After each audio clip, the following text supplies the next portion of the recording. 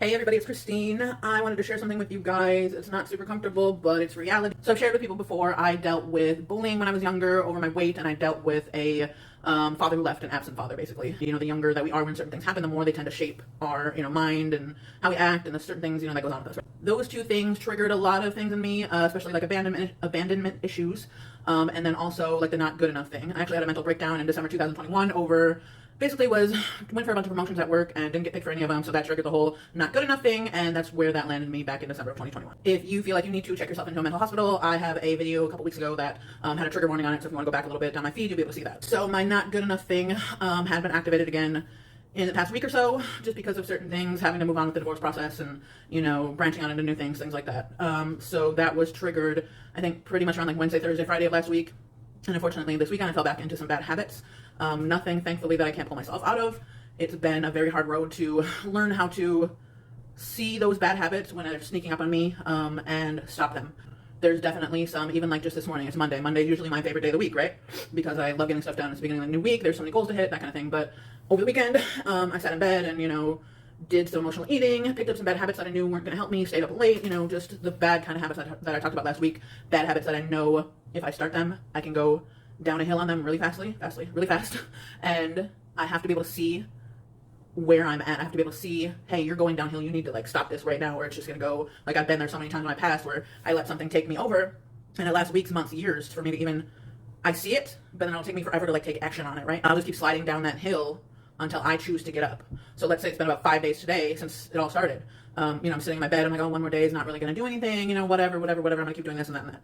So for some reason, I was like, I can't let myself slide back down into this hill because I've been working so hard to get out of, my past, to get out of the bad things that happened to me, get out of the things that I let define me, the bullying, my dad leaving, toxic relationships, being, talked about, being whatever. I could let all those take me down that hill and have me self-destruct and, do all these things to myself that I know is not helping my future. I could just go down that route if I wanted to. It'd be so much easier. It'd be so much easier to go and eat the food and do the, drink and do the whatever, and just let things slide back into how they should be, or not how they should be, but how they're supposed to be. It'd be so much easier to take that route instead of, all right, stop, Christine, you see what you're doing to yourself. Doing this and this and this are only going to make you go backwards. You're going to dig yourself into this hole that you've dug yourself out of so many times. You're going to go backwards instead of having, the past month or two where you've really been going hard, keep putting you on an upward trajectory.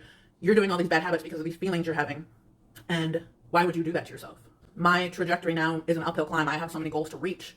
I know if I sit here in this and keep, eating bad food and spending all this money I don't have and, feeling sorry for myself and having a pity party for myself, that's not taking me where I want to go. That's only taking me down. And I've dug myself out of that so many times. I'm not going to let it overcome me again. So I don't know what I was doing, but I was just like, you know what? No, I'm not going to let it anymore. I was letting it happen.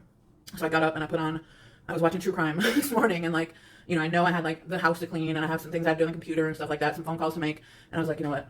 If I sit here and I let this day go past again, it's like you're wasting all this time. Why would you keep doing that? So I got up and I watched some motivational videos. Bedros Koulian is the one I'm watching right now, and he's speaking to me right now, right? You have to find somebody who speaks to you. So, go look online for motivational videos. I've talked about that in previous videos. So do that. And I got up and I was like, all right, let me put the laundry in, let me clean, put the dishes in the dishwasher, let me do this, let me do that. So I've been working on it slowly here and there. And actually just before this video, I also emailed my therapist and I finally got back with her. So I'm going to have an appointment hopefully this week. And another thing I also had to do was kind of reverse engineer the feeling that I was having. So I realized the feeling I was having at the time, yesterday I think was the most painful day for me. And I was just so emotional and I really couldn't stop crying and I was so upset over things, and it kind of had hit me on Friday is this, my past coming back to get me? But then it took me back and I was like, no, this is the situation I'm in. The problem is the situation. I need to get out of the situation. So I was just trying to okay, when I have this feeling, me personally, I want to run away. I want to sell everything and I want to just go and move into the middle of nowhere. And, you're running from that fear. You're running from the feeling. You're running from it because you don't want to deal with it, right? It's hard to sit there and cry. It's hard to sit there and sort through your feelings. It's hard to, go back to those moments where it's like, okay, well, this, my dad leaving me triggered this. And, I'm still dealing with it 20 years later, 20, 30 years later. It's hard to go and think about those things, but and it's something my dad used to do. So it's double for me because it's if I'm letting this win, I'm no better than what he did to me. You know what I mean? I can't do that to my son. So it's double, triple, quadruple is hard because you're you know what? I could let all these bad things overtake me and make me choose these bad choices that is going to affect more than just me. Or I could be strong in the moment, deal with the feelings. Yes, you're going to cry. Yes, you're going to have a hard time with it. Yes, you're going to probably be mean to yourself. You're probably going to, think all these bad thoughts, and your mind is just going to take you on a whole trip of all the bad things, you think about.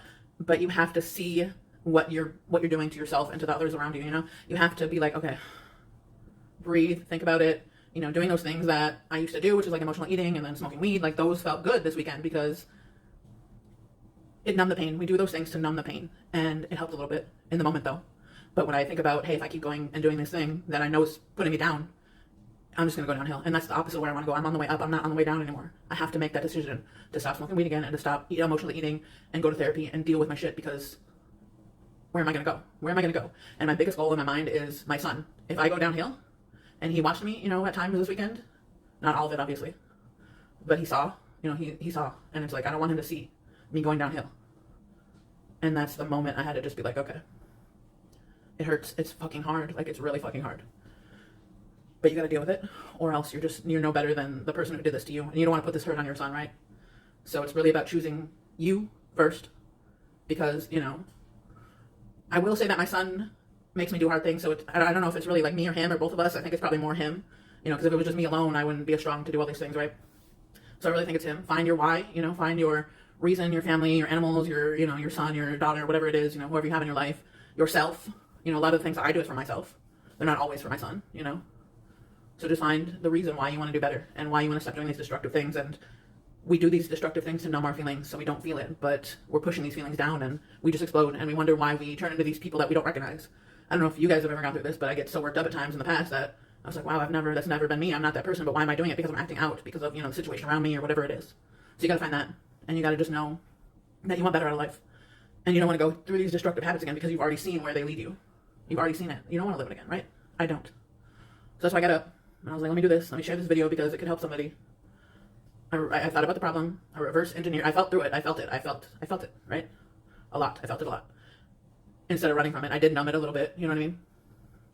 But I know it was still there and I felt it. So I had to feel through it. I had to reverse engineer it and figure out, why am I feeling this way about this situation? It probably has to do with, your past or something that happened in your past, your trauma. I've dealt with that trauma a little bit in therapy the past couple of years, but I know I have more digging to do, which is why I made my therapist appointment today and why I'm going to go hopefully this week. I'm trying to see her once a week from now on as long as I can. So that gives me hope to know that it's a problem that can be solved, because I've talked about this problem before and it's helped me in the past. It helps to unleash it and talk to people about it. Talk to a professional about it.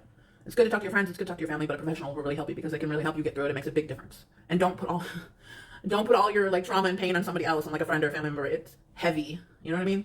Take it to a professional. Don't be scared, just do it. It'll help. I promise.